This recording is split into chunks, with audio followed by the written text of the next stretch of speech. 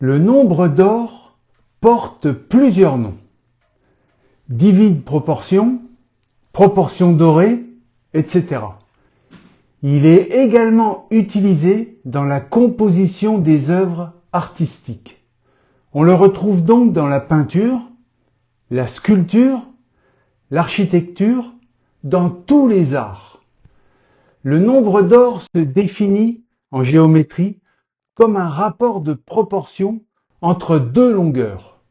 Quasi magique, il a été élaboré au fil du temps. On peut le trouver par une équation mathématique. En chiffres, il donne 1, 61, 80, 33, 98, 875. Il est associé à la spirale de Fibonacci, aussi appelée spirale d'or, qui tire son nom d'une suite numérique logique, la suite de Fibonacci, qui augmente par addition continue des deux derniers nombres, 0, 1, 1, 2, 3, 5, 8, 13, etc. Le nombre d'or, souvent désigné par le symbole Φ, est une proportion mathématique trouvée dans de nombreux éléments de la nature et considérée comme esthétiquement parfaite, subtilement divine.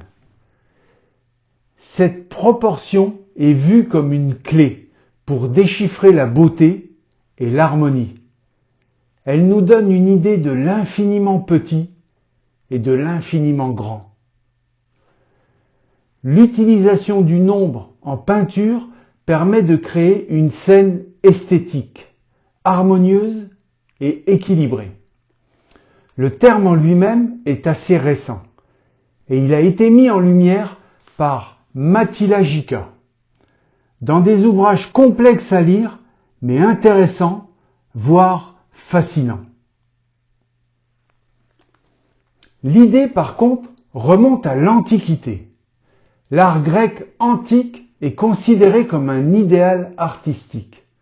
L'art grec est guidé par l'idée des lois scientifiques qui peuvent expliquer l'esthétique, l'harmonie et l'équilibre, ce qui fait l'essence du beau. La mystique du nombre s'articule autour de Pythagore, qui aurait dit que tout est organisé selon le nombre. On l'appelle le nombre d'or parce que tout vient des mathématiques et de la géométrie. Si on qualifie la proportion parfaite de divine, c'est simplement pour lui donner un aspect supérieur, mais ça n'a rien de religieux.